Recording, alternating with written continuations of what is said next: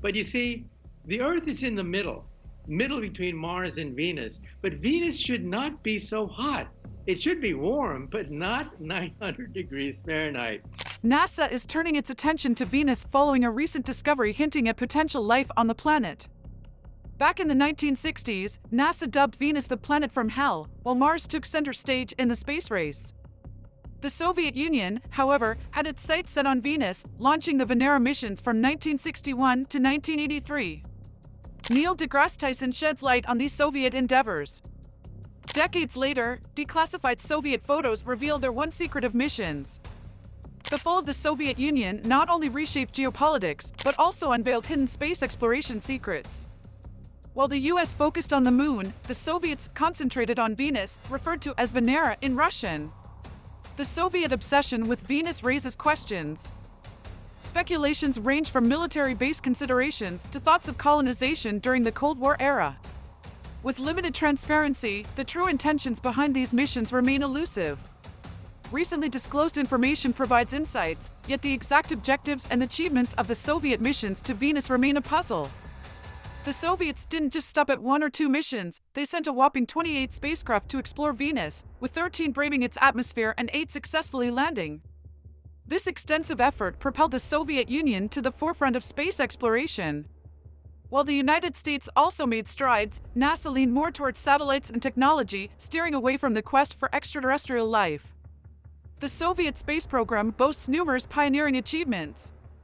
They were the first to plunge a probe into a planet's atmosphere besides Earth, securing the initial soft landing on another celestial body. Their groundbreaking missions even marked the first to capture images and sounds from the surface of distant planets. Despite these groundbreaking accomplishments, information about the Soviet space program remains relatively obscure. Known for its secretive nature, much of its archival data was lost or destroyed after its decommissioning in 1992. This lack of documentation is a significant hurdle in uncovering the motivations behind their numerous Venus missions. One plausible explanation could be cost efficiency. It's conceivable that the Soviet decision to explore Venus was driven by a desire to maximize their resources. However, they held genuine optimism about discovering water, assessing solar radiation intensity, and comprehending the planet's overall environment. The series of Venus missions played a pivotal role in unraveling mysteries like extreme temperatures and a dense atmosphere that would have otherwise been nearly impossible to understand. Many cosmologists today cast doubt on Venus's ability to support life due to its scorching temperatures, capable of melting lead, and scarcity of water. The air pressure on Venus is an astonishing 90 times that of Earth.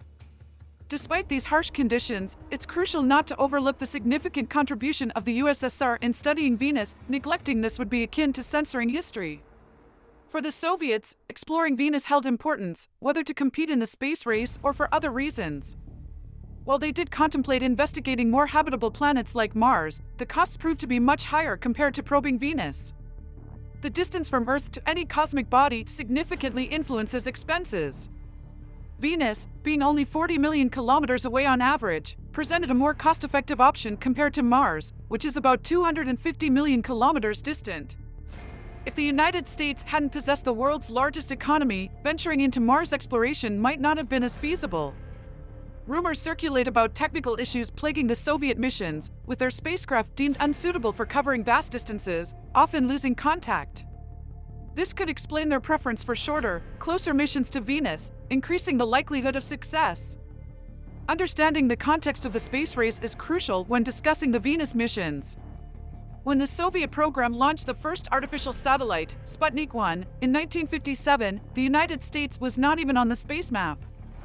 This move heightened the geopolitical rivalry between the superpowers, each vying for dominance in all arenas post-World War II, including space. The Soviet space program swiftly and successfully advanced. In 1958, U.S. President Dwight Eisenhower signed the National Aeronautics and Space Act, propelling the space race and giving rise to NASA. This marked a centralized effort in American space exploration, asserting the country's dominance. These historical events have left a lasting impact on today's cosmological pursuits. Both the US and the Soviet Union were driven to achieve groundbreaking moments in the space race. NASA's monumental 1969 moon landing solidified their success, but skeptics, including some Soviet experts, emerged, claiming the US staged the landing to maintain supremacy. In the 1960s, the US faced setbacks with Venus missions, known as the Venus Curse. Failures prompted the Soviet Union to shift focus to Venus, seeking an advantage over NASA. Both nations strategically pursued different paths in their quest to win the space race. The Soviet space program aimed to conquer challenges faced by their American counterparts, persistently sending missions to Venus despite limited resources. In contrast, NASA concentrated on moon missions, aiming for its own victory. This strategic division was marked by tension and propaganda. To downplay Venus' struggles, the American agency discredited the Soviet Union's focus through media, labeling Venus as hellish and emphasizing Mars as humanity's destiny. Undeterred, the Soviets showcased their superiority, with the often overlooked Venera missions playing a crucial role in initiating the space age. In the 1950s, the Soviets began experimenting with advanced probes, continuing for 3 decades under the Venera program. Amid the Cold War tension, the USSR optimized resources, utilizing heavy lifting capacity to build and launch larger spacecraft capable of reaching high altitudes and vast distances. In the 1950s, outer space exploration technology was still in its infancy, especially for landing on other planets. Despite the challenges, the USSR persisted in advancing its technology to explore inner planets like Venus. Even with occasional setbacks and the added difficulty of Venus's thick atmosphere, the Soviet Union continued its efforts. Their groundbreaking move came with the launch of Venera 1, also known as Sputnik 8 in Western academia, designed for the Venusian atmosphere. Launched on February 12, 1961, this interplanetary flight weighed an impressive 1,400 pounds, showcasing Soviet mastery in spacecraft engineering. It's noteworthy that not long before, the Soviet space program initiated the space race with Sputnik 1, a satellite weighing only 184 pounds. The significant leap in the scale of the space expedition and spacecraft itself was impressive, leaving the US feeling threatened by Soviet ambitions in space. Venera 1 was a remarkable sight, bearing a striking resemblance to Doctor Who's Daleks if you were witnessing its launch today. However, before delving into debates about inspiration, it's crucial to remember that the fictional series was released by the BBC in 1963, after the engineers at the Soviet space program had already made their design decisions. Despite its sophisticated design, Venera 1 was a technological marvel of its time. The spacecraft, spin-stabilized and equipped with advanced instruments like a magnetometer, Geiger counters, and micrometeorite detectors, achieved significant progress with limited resources in the 1950s. However, the initial hype around Venera 1 didn't match its outcomes. The first launch attempt ended in disaster, failing to leave Earth's orbit. The official launch on February 12, 1961, had its ups and downs, but the probe successfully flew past Venus in May 1961, marking the first space mission to accomplish this remarkable feat despite its touchdown on the challenging planet at a distance of about 62,000 miles or 100,000 kilometers. It couldn't transmit data back to the Soviets. By today's standards, Venera 1 might be considered a major setback as it didn't fulfill its intended mission. Nevertheless, even in a contemporary context, it deserves credit for undertaking a risky flight into the unknown. Before the successful missions of Venera, our knowledge of Venus's atmosphere was limited. Venera 2, with a similar design to its predecessor, aimed to fly past Venus, record crucial information, transmit it back to Earth, and return home. Launched on November 12, 1965, it completed its flyby on February 27, 1966, around 15,000 miles away from Venus, an improvement from its predecessor. However, a radiator malfunction causing overheating led to the loss of trajectory, and on March 4, 1966, the mission was declared lost without viable data. Recognizing the need to address the overheating issue, the Soviets made modifications for the subsequent probes, Venera 3 to Venera 6, after gaining insights from earlier missions like Venera 3 by the end of 1966.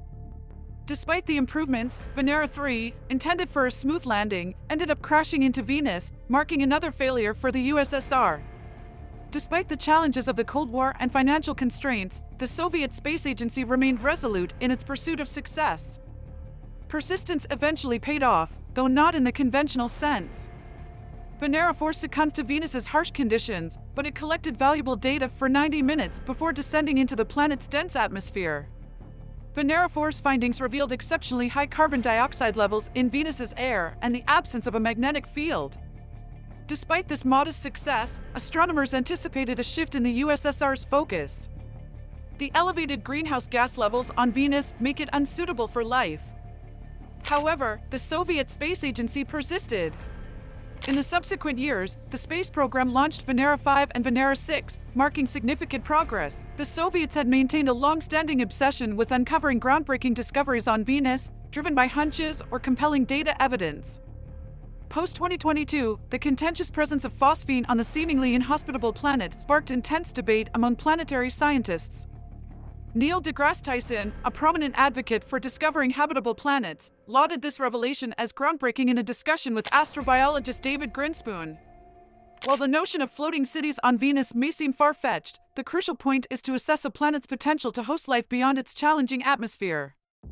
In the quest for extraterrestrial life, scientists are scrutinizing numerous exoplanets, and the discovery of phosphine on Venus has heightened excitement and possibilities in the search for life beyond Earth. Given the limitations of current technology and the vastness of space, rapid missions to exoplanets are challenging. However, studying a planet's atmosphere can provide valuable insights into its habitability, a perspective championed by Tyson. The phosphine discovery has ushered in a new era of astronomical interest in Venus.